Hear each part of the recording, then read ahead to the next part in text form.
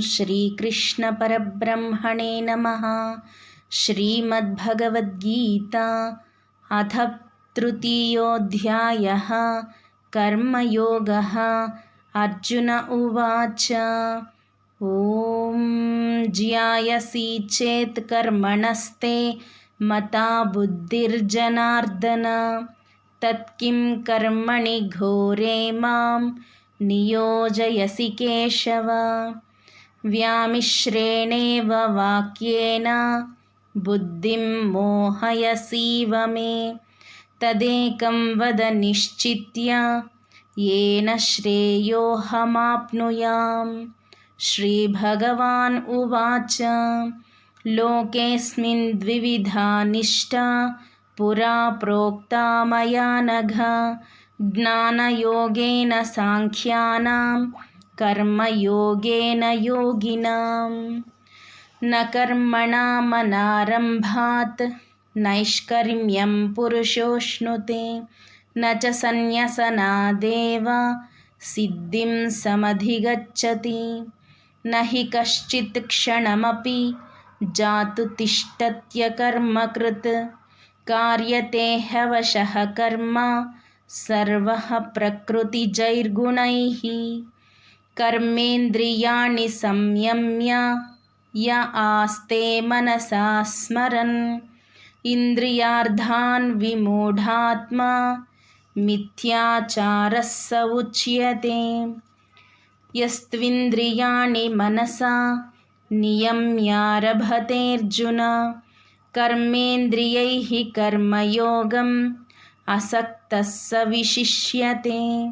नियतं कुरु कर्म त्वं कर्म ज्यायो ह्यकर्मणः शरीरयात्रापि च ते न प्रसिद्ध्येद कर्मणः। यज्ञार्थात् कर्मणोऽन्यत्र लोकोऽयं कर्मबन्धनः तदर्थं कर्म कौन्तेय मुक्तसङ्गः समाचर।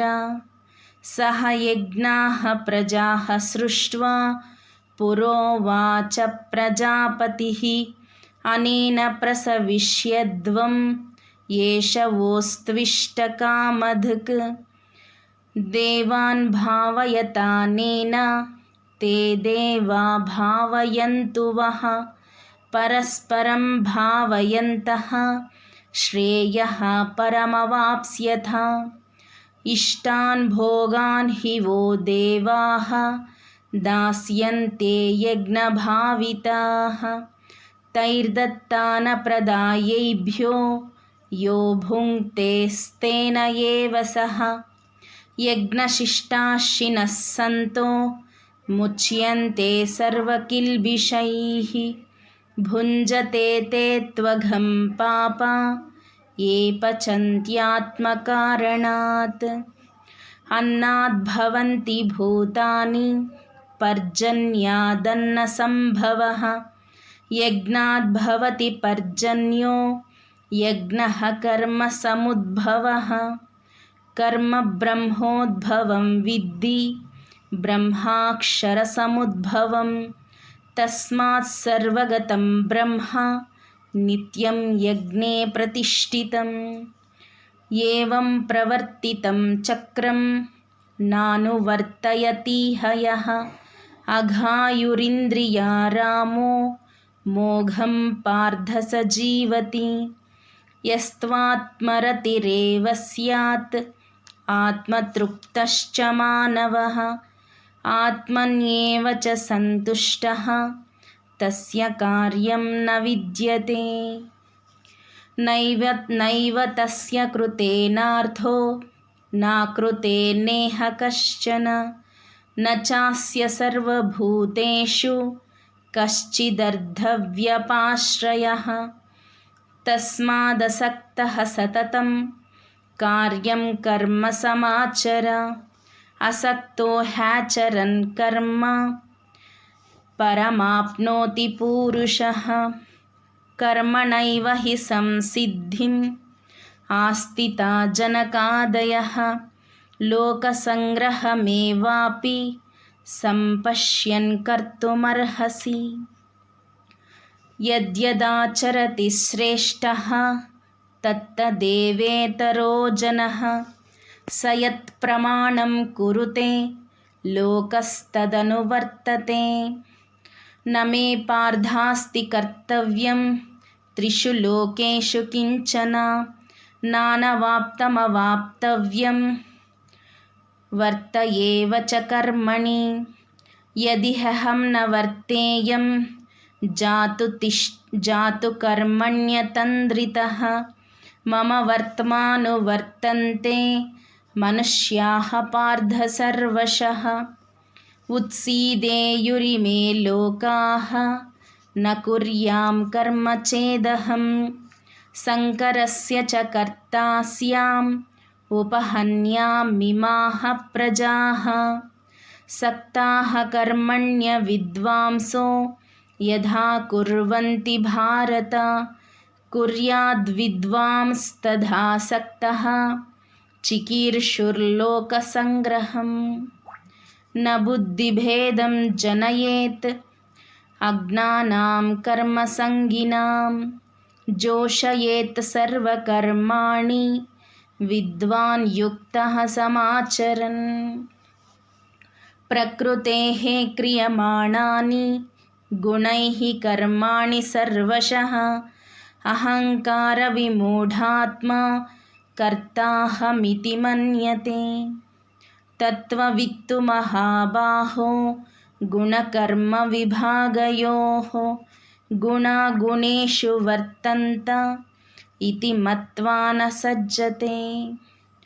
ప్రకృతేర్గుణసమ్మూఢాః సజ్జంతే గుణకర్మసు తాన కృత్స్నవిదో మందాన్ కృత్స్నవిన్న విచాలయేత్. మయి సర్వాణి కర్మాణి సన్యస్యాధ్యాత్మచేతసా నిరాశీర్నిర్మమో భూత్వా యుధ్యస్వ విగతజ్వరః. ఏ మే మతమిదం నిత్యం అనుతిష్టంతి మానవాః శ్రద్ధావంతో న సూయంతో ముచ్యంతే తేపి కర్మభిః. ఏ త్వేతదభ్యసూయంతో నానుతిష్టంతి మే మతం సర్వజ్ఞానవిమూఢాంస్తాన్ విద్ధి నష్టానచేతసః.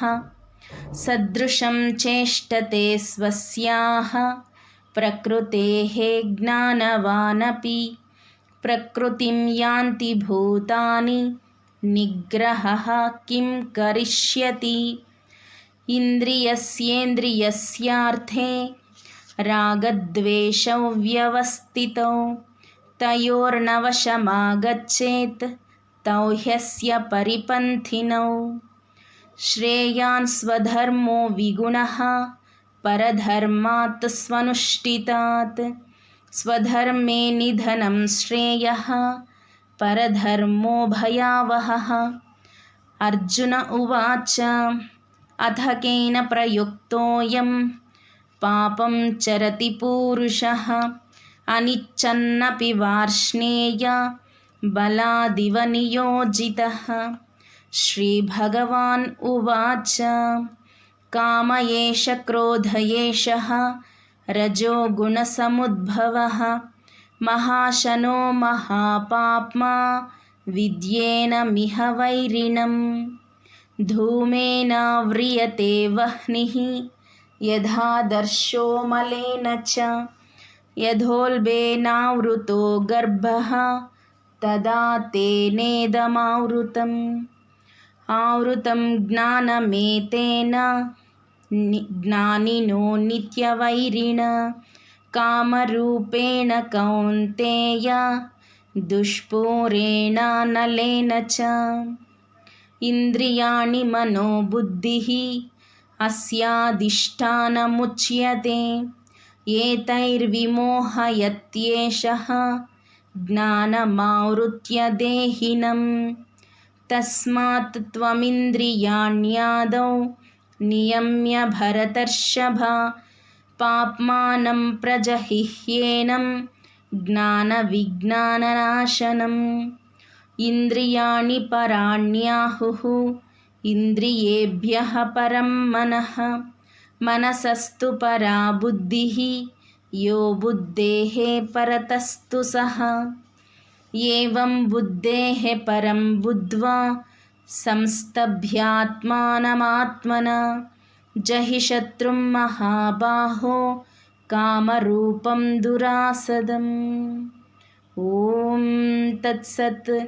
ఇతి శ్రీమద్భగవద్గీతాసు ఉపనిషత్సు బ్రహ్మ విద్యాయాం యోగశాస్త్రే శ్రీకృష్ణార్జున సంవాదే కర్మయోగో నామ తృతీయోऽధ్యాయః.